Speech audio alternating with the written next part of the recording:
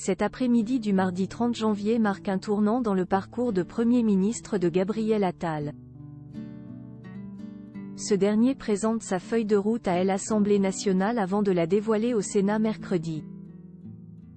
L'occasion de se pencher sur le salaire du nouveau chef du gouvernement et des avantages dont il peut profiter depuis sa prise de poste.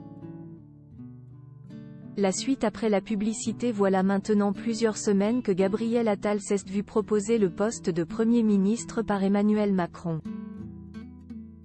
Une opportunité qu'il a saisie, à seulement 34 ans, ce qui fait de lui le plus jeune Premier ministre nommé de la Ve République. Ce mardi 30 janvier, Gabriel Attal présente sa feuille de route et les projets qu'il a en tant que Premier ministre à l'Assemblée nationale avant de le faire au Sénat ce mercredi.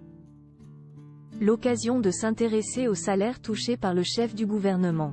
Depuis 2012 et une réforme voulue par François Hollande, les salaires des ministres sont indexés sur ce que l'on appelle le point d'indice.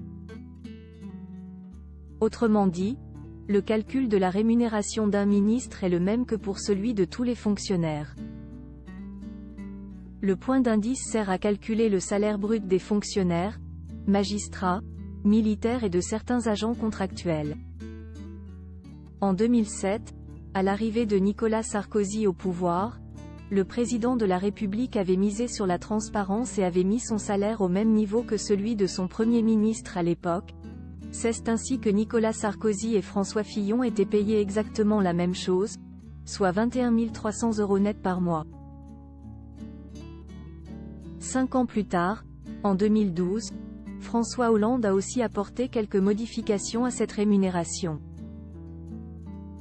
S'il a tenu à conserver l'égalité entre le salaire du Premier ministre et celui du Président de la République, il a fait le choix de baisser de 30% toutes les rémunérations, baissant ainsi le salaire des deux chefs de l'exécutif à 14 910 € brut mensuels. Voilà la raison pour laquelle Gabriel Attal va toucher le même salaire qu'Emmanuel Macron. Mais ce dernier sera plus élevé que prévu. En raison du point d'indice augmenté de 1,5% le 1er juillet 2023, la nouvelle rémunération s'élève à 15 900 € brut par mois. Le salaire brut mensuel des ministres et des ministres délégués équivaut à 1,4 fois la moyenne du salaire le plus élevé et du salaire le plus bas perçu par les fonctionnaires occupant des emplois de l'EAC classés dans la catégorie hors échelle, apprend-on sur le site de Capital.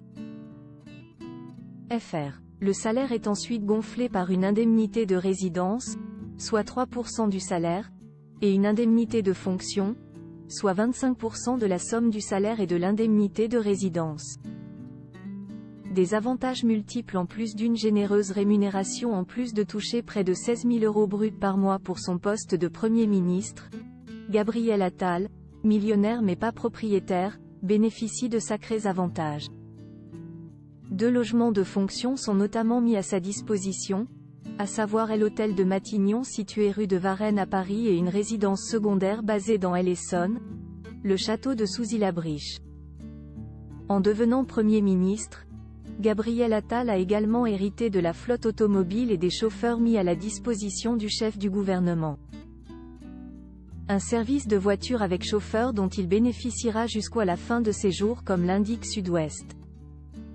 Gabriel Attal peut également se déplacer gracieusement sur le réseau ferroviaire le temps de sa prise de poste.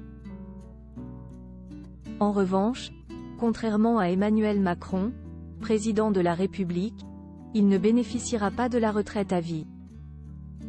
Autre avantage, les dépenses directement liées à l'exercice des fonctions ministérielles sont prises en charge par l'EAC, informe encore Capital.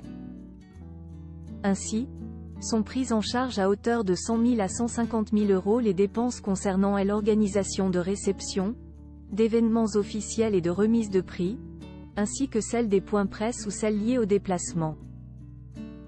En revanche, les dépenses à caractère personnel ou familial des membres du gouvernement restent à leurs frais.